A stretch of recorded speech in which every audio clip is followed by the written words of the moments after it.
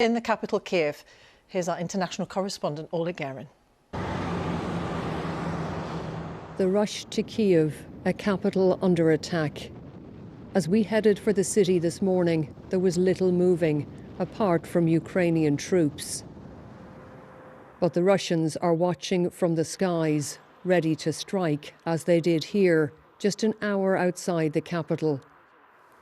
Well, this is what we've come across on the road to Kyiv. This convoy was obviously travelling to the city to be part of the defence of Kyiv.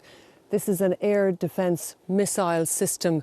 It was hit yesterday. The smoke is still rising here. And here too, after an early morning strike on a block of flats near Kyiv's Giuliani airport. The authorities here say it was a Russian missile strike that killed 2 people. It could have been many more, but plenty of locals had fled or taken cover in shelters. Yuri Shevchuk, who lives nearby, says the West must help Ukraine.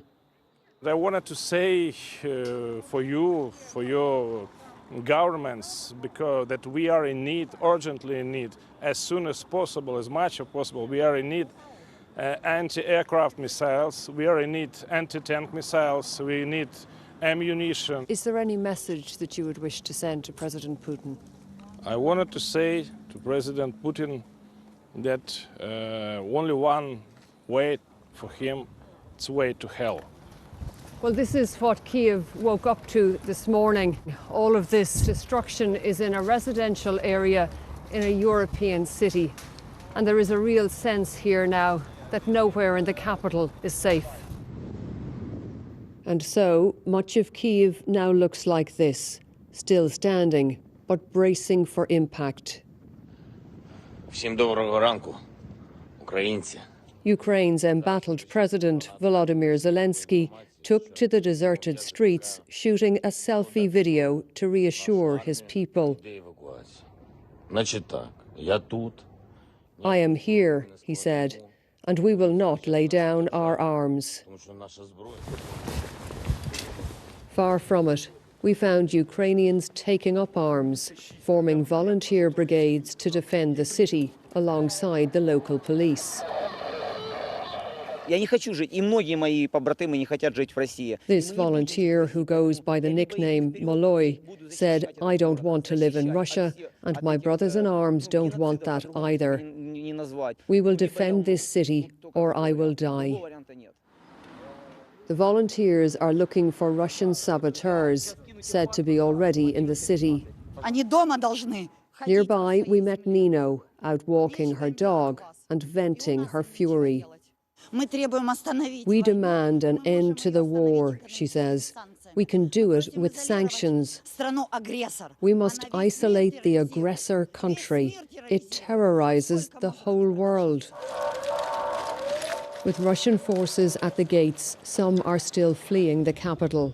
For now, the city remains in Ukrainian hands, but the battle may be just beginning. Orla Guerin, BBC News, Kyiv. Well, this evening, in a major shift in policy, Chancellor Olaf Scholz says Germany will deliver weapons to Ukraine. These are set to include 1,000 anti-tank weapons and 500 Stinger surface-to-air missiles. The government in Berlin has also indicated it could now back plans to cut Russia off from the SWIFT international payment system. Our Europe editor, Katya Adler, joins us from Brussels. Katya, how significant are these announcements? Oh, it is really, really significant. I mean, we heard from the German Chancellor himself. He called this a watershed moment. You know, Germany traditionally, because of its role in the Second World War, has been very wary about getting involved in military conflict. But this aggression by Russia on Ukraine has put the German government under real pressure at home and also abroad from other Western allies. So Germany will not only be sending weapons directly to Ukraine itself, but it's also lifted some restrictions on German-made weapons owned by other countries, and so they can help Ukraine as well, like, for example, the Netherlands or the Baltic states, who have been waiting as well. And as you mentioned, I mean, Germany had been very opposed to rejecting Russia from SWIFT. That's that global financial transaction network. But today, ministers said they were working on a way of how they could remove Russia in a targeted way. That, of course, is a move that is supported by the UK, the US and other member states as well. I think what we're seeing here is, you know, Germany, the EU as a whole, it's not exactly famed for very quick decision making. But what we're seeing right now in Ukraine is changing all of that. The EU right now is working on its third sanction package in a week. Whichever country I call, prime ministers or the president in the case of France, are talking all the time to other leaders in the EU, to the UK, to Joe Biden in the US as well. Tomorrow, EU foreign ministers meet and they'll talk about coordinating military action. And we're about to hear from the EU Commission Chief, Ursula von der Leyen, about action tonight. That will be any minute now. Katya, for the moment, thank you very much.